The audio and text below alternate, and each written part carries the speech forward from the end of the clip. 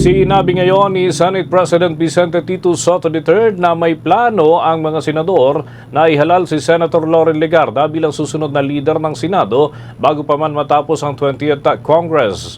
Kapag natuloy, magiging kauna-unahang babaeng Senate President umano si Legarda sa kasaysayan ng Pilipinas. Ang huling mataas na posisyon ng gobyerno na hindi pa nahahawakan ng isang babae. Sa pahayag nga ni Soto ay inilabas matapos niya na manatili pa rin sa pwesto sa kabila ng usap-usapan at tangkang pagpapatalsik sa kanya. Naaniya ay napigilan ng mayorya sa kanilang kapulungan. Nauna nang lumutang ang ideya na term sharing sa pagitan ni Senate President Soto at Legarda na pinasiklab naman sa internet na ipinost na larawan itong si Senator Francis Kiko Pangilinan na may caption na #term sharing. Una nang sinabi ni Soto na pabiro lamang ang naturang post at hindi ito ang aktual na usapan doon sa caucus na nangyari. Kaugnay niyan, narito naging bahagi ng pahayag ni Senate President Vicente Tito Soto III. It's the majority. The majority They always thwarted. decide, The majority thwarted an attempt on your leadership, sir. Okay, sir. So there was an attempt and you were able to prevent it? Well, the majority, The majority. not me. It's always the majority who decides. Most probably. Hopefully. Paano? Saka ongoing. Ano naman man ang leadership sa Senate.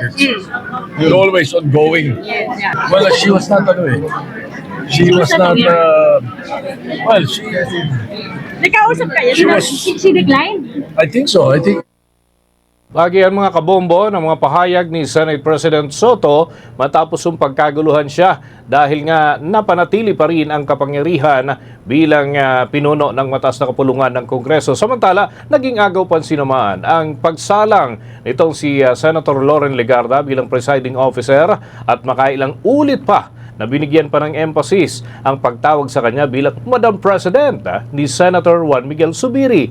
Narito ang ilang bahagi ng sesyon dyan sa Senado bago pa man ang kanilang adjournment. Thank you very much, Madam President. Madam President, nice to see you on the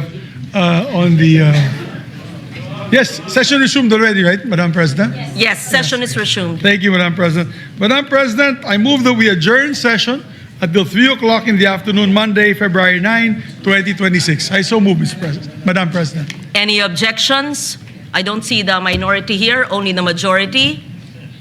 This is also in cooperation with the minority. With the minority, They know that yes. we're going to adjourn early. No objections Thank heard.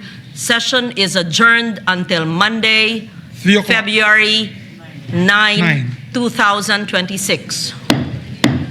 Thank you. Yan mga kabombo, mga Kastar Nation, ang ilang senaryo dyan sa Senado matapos nga na mismong umupo itong si Senator Loren Legarda bilang presiding officer at makailang ulit na tinawag siya na Madam President. Pero ang paglilinaw ho ng kapulungan, nananatili na si Soto ang Senate President at walang palitan ng liderato na nangyari.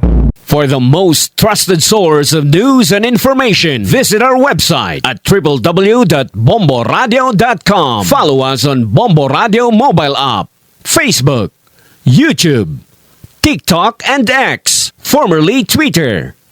Like, share, and stay connected. Anytime, anywhere.